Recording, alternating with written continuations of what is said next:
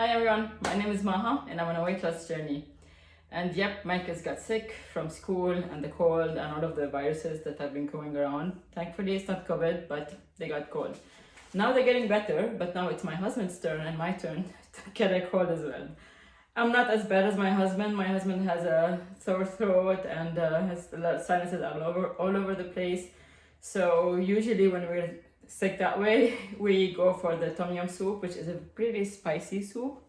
It's a prawn soup. It's I think Thai of origin. We discovered the tom yum soup back when we were in Malaysia for our honeymoon, and ever since it's been our soup. Even though it's a very common soup, but it's one of our favorites. And it really, like, the spiciness really helps with all of the sinuses and the cold and the sore throat and everything. So today I'm making tom yum soup for my husband, and I figured I would bring you along with me. And obviously it's the keto version. So let's make this happen. Okay, so first thing I need to do is you can add peanut oil. I'm using spray oil because I'm trying to reduce the calories, but you can use whatever you want. You can use butter, peanut oil. The original recipe calls for peanut oil, but depending on the flavor or allergies that you might have, you can choose whichever grease grease factor that makes sense for you guys. So I'm putting peanut oil, and then I have to add 2 tablespoons of tom yum paste or red curry paste, and this smells amazing. This one has 2 carbs, I believe. Yeah, 2 carbs per tablespoon, and I need to add 2 tablespoons. And this is for serving, so it's basically 1 carb per tablespoon.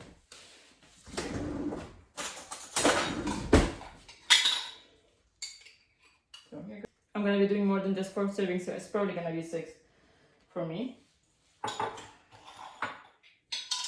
And then, so the first thing is I need to heat the red curry paste in order to release the aromas. And this is gonna smell, like the smell is gonna invade the house. But I'm looking forward to that. Okay, so the red curry paste is starting to heat up and it's starting to bubble a little bit. Obviously, the smell is starting to get released. So I'm gonna be adding 4 red chili that I chopped.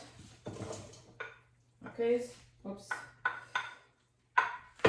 And then I'm gonna be adding lemongrass. Lemongrass really such an amazing flavor. I'll pop up the picture of an actual lemongrass on the picture on the screen. So I chopped a few lemongrasses, 4. And a little bit of ginger as well. Okay. And then I'm gonna let all of this cook for a little bit in order to release further the aromas.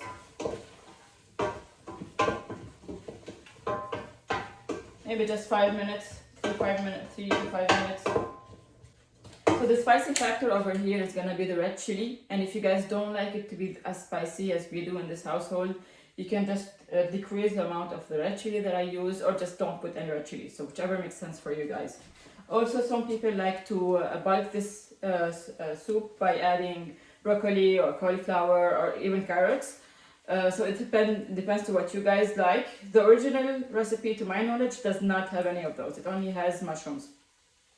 So if you guys don't like mushrooms, you can remove those. If you prefer to add cauliflower, broccoli, whichever, you can add that. So basically, you can just change the soup to your liking. Okay, so these have been cooking for a few minutes now. Yeah, you guys can see those. So we've got the lemongrass, the ginger, the pepper. Okay, so all of these, when the soup is actually done, they're not nice to eat. So obviously the lemongrass is very woody in texture. The red pepper, we can eat that, but it really brings up the heat to the next level when you eat it. So it's kind of unpleasant. And then the ginger, even though it's really nice, again, it becomes unpleasant because it's a little bit chunky. So what I'm gonna do for the first time ever, because you guys know me, I like to try things with you guys. I got myself a cooking bag, and I'm gonna try to put these in the cooking bag and just carry the flavor without having to eat them in the end. So here goes nothing. Okay. think maybe 2 more spoonfuls. I'm glad that this cooking bag kind of like will be able to hold everything. I won't need more than just the one, I think.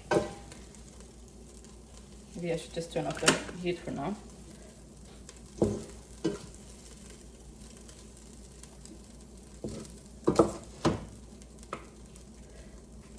So yeah, it should be able to carry the flavor without having the nuisance of the actual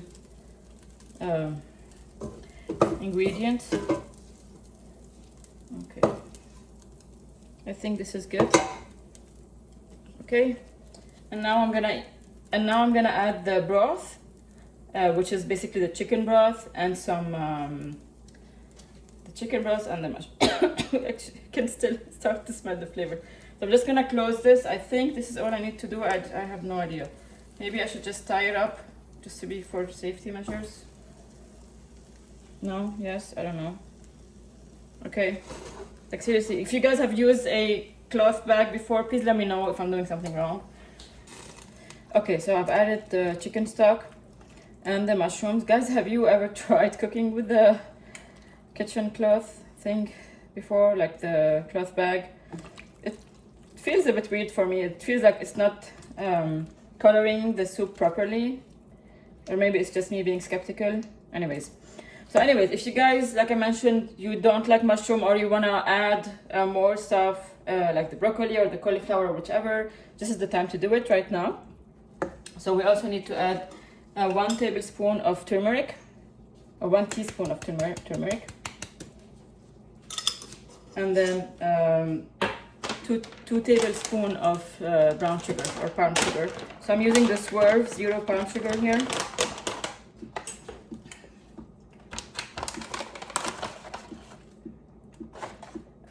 Pro tip, guys, I found that whenever I get heavy-handed on the spices, and if it were too spicy, when you add sugar, it takes away that spiciness. Like, it helps with the spiciness. So if it turns out at the end that it's too spicy, just add some sugar and you should be good to go. We need to let it simmer for about 10 to 15 minutes, and then we'll add the prawns. The prawns, as you guys probably already know, they take little to no time to cook, so maybe just a couple of minutes and then we're good to go. So I'll see you guys in 10 to 15 minutes. Okay, so the soup has been boiling or simmering for about 15 minutes now. I'll add the shrimps now.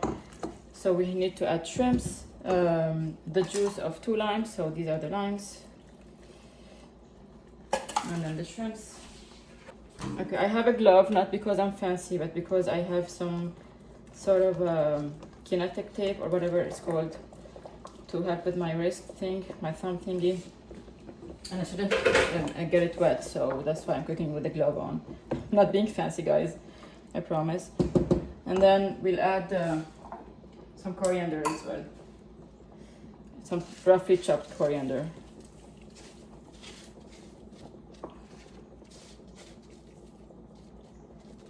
Yeah, I mean, at this stage I could just turn off the heat, because the heat from the current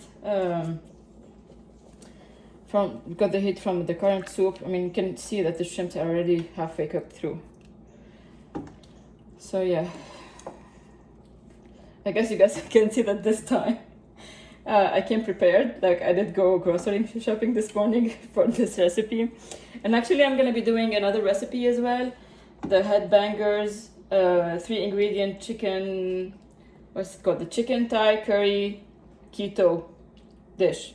So I'll do that right after this one.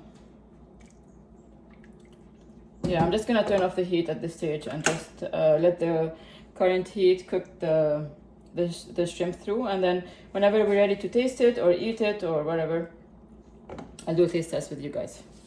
So since I had some leftover curry paste, even though I could refrigerate it and it would stay properly well in the fridge for at least a month, I figured, you know what, I'll just use it to make the headbangers 3-ingredient Thai curry.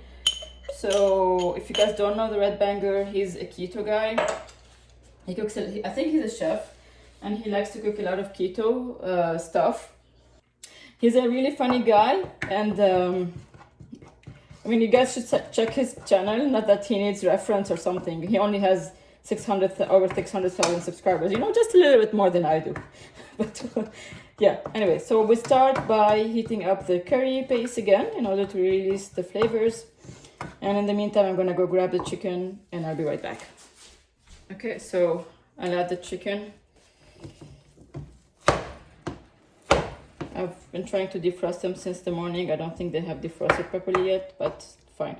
So the first thing we need to do is to get them very well acquainted with the sauce. So very well coated and cooked through. So I need to leave them to cook with the sauce for a few minutes. And if the sauce gets too dry, we can add a splash of water in order to stop stuff from burning. Okay, so the chicken has been cooked, or it's not thoroughly, so it's not done cooking. I did add some water throughout the process in order to stop it from burning, and I didn't want the paste to burn either, because that would take away from the flavor. So as you guys can see, it's bubbling very well. Now I'll add the coconut milk, so you can use either coconut milk. Oh, what's happening? You can either use coconut milk or coconut cream, whichever makes sense for you guys. And I know my coconut milk usually is... Oh, okay. It's a bit messy, I don't know what's happening right now. He uses coconut cream in his original recipe. I just went with the milk. You guys can choose whatever makes sense. Anyways, I'm going to be linking the recipe down so you guys can... if you want to do it, you can just go through it. Please don't follow my lead. Yeah. So now it's pretty watery if you want. I'll just let it reduce a little bit, and then I'll cover it and let it cook through. Or maybe I'll just cover it right away and let it cook through. Yeah. For maybe like 10-15 minutes. Yeah, I'll see you guys back in 10-15 minutes. Alright guys, here's your tom yum soup. It looks a little paler than the usual. And I usually have it looking a bit more red. I know the turmeric helps to make it look yellowish. And here's the chicken, the curry chicken. So what I did is I stir-fried. Let me show you guys.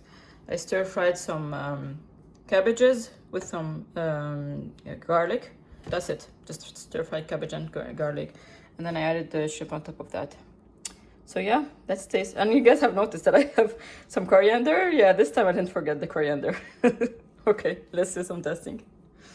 Okay, so I'll start with the tom yum soup and see how that turns out.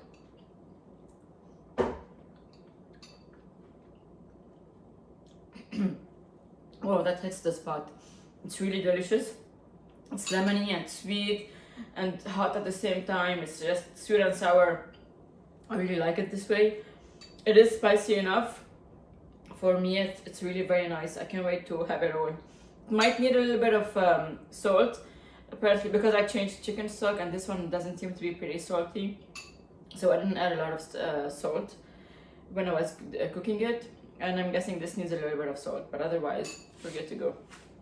Okay, so now I'll try the pièce de résistance. So yeah, I'll try to grab a small bite. And okay.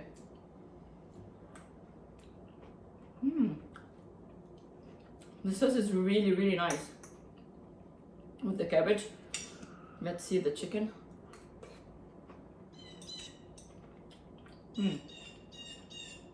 Yeah, needs a little bit of salt too as well. I guess I need to learn how to start adding salt in my cooking. Shahil, the head nugget chef, did add salt at some point, but I figured maybe I'll just try to skip that. So I'll be adding some of those. Please let me know in the comment down below if you guys tried these recipes and what you guys think of them. Also let me know what to do with the kitchen bag, because I have no clue. It's a huge mess right there sitting looking at me. I don't know if I should just clean it out and just dump everything that's inside of the trash and then just clean it. How do I clean it? Like, do I clean it in the... I don't think I should clean it in the washing machine, because I don't think so. But I don't know how to clean it. Just hand wash it. Anyways, so if you guys have ever tried those, please let me know how to clean it. Otherwise, I hope you guys have a great week. Stay safe and take care. Bye.